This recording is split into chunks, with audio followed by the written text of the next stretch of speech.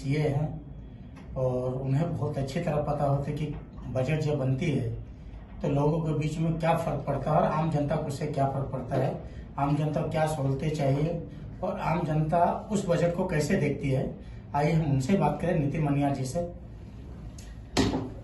नितिन मनियार जी, सबसे पहले तो आपको मुंबई अमरदीप में आपका बहुत बहुत स्वागत है और आप पेशे से एक सीए हैं जी। इसके कारण मैं ये जानना चाहूंगा कि आज का जो बजट पेश किया गया है, आज का जो बजट पेश किया गया है, बजट में किस तरह की सहूलतें दी गई आम जनता को? आप देखेंगे कि जी आज का जो बजट है, इसको बजट से ज्यादा अगर हम ये कहें कि पॉलिसी फ्रेमवर्क बनाया है सरकार ने।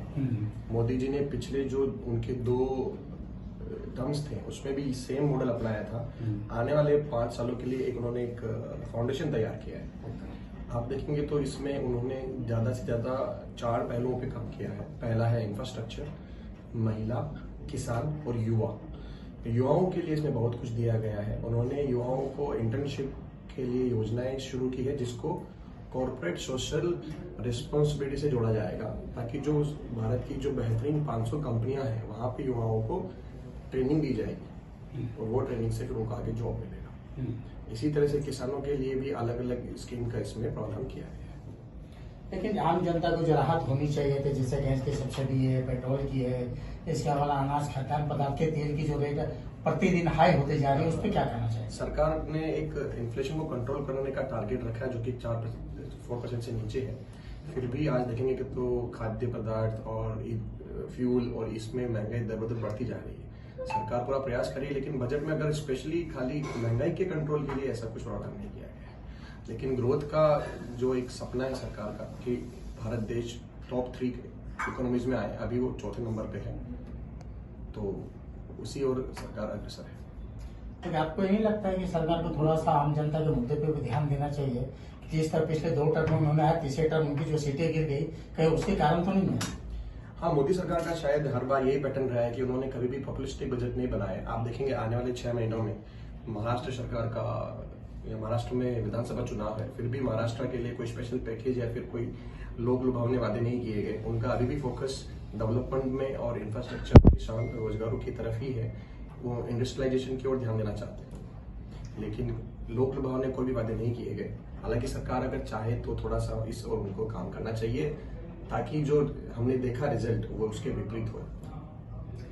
आज जो बजट पेश किया गया, जिसमें देखा गया कि मोबाइल कंपनियों में 20% की जगह 5% और कंपनियां 15% का उनको टैक्स लगाया गया है आयात पे। इसके अलावा और भी कई चीजें हैं जिसपे कि जैसे का इसका बजट है कि इनकम टैक्स में उन्होंने कोई छूट नहीं दी है।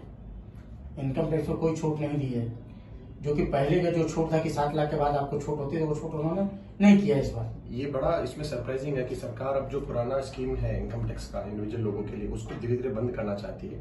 इसलिए उन्होंने जो 80C के तहत जो पहले छूट मिलती थी लोगों को, वो धीरे धीरे छूट कम हो जाएगी और लोग सिर्फ न्यू स्कीम पे शिफ्ट कर लेंगे, क्योंकि पुरानी स्कीम में कोई नई रियायत नहीं दी जा रही है।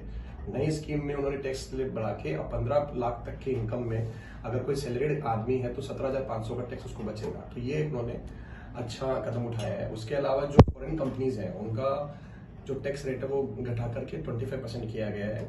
हालांकि सरकार को एक डोमेस्टिक कंपनीज जो होती हैं, प्राइवेट लिमिटेड कंपनी, उसमें भी टैक्स और कम करना चाहिए ताकि ज्यादा से ज्यादा इन्वेस्टमेंट इंडिया में बढ़े। जिस तरह के पेट्रोल के आज के आप देख लीजिए, मुंबई शहर में पेट्रोल 104 रुपया कुछ पैसे हैं और वही जो केंद्र शासित राज्य है वहाँ 94 रुपया पेट्रोल है।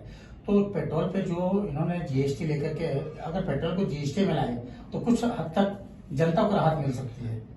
बिल्कुल सही कहा आपने। पेट्रोल और डीजल मूलभूत आवश्यकताएं हैं और इनमें सरकार को कंट्रोल करने के लिए आवश्यक कदम उठाने चाहिए उसी से, क्योंकि ये डायरेक्टली इम्पैक्ट करती है वोटर्स को और भारत के नागरिक को। महंगाई और ये भी डीजल की रेटों से डायरेक्टली रिलेटेड होती है, तो सरकार को उसमें जरूर कुछ कदम करना चाहिए। और सरकार उसकी जगह मेरे ख्याल से उनका सोच है कि ग्रीन एनर्जी पे ज्यादा फोकस करने चाहिए, इसलिए शायद जो सोलार प्रोजेक्ट उन्होंने अभी नया इंट्रोड्यूस किया है प्रधानमंत्री ने, उसको वापस से उसी पे जोड़ दिया गया।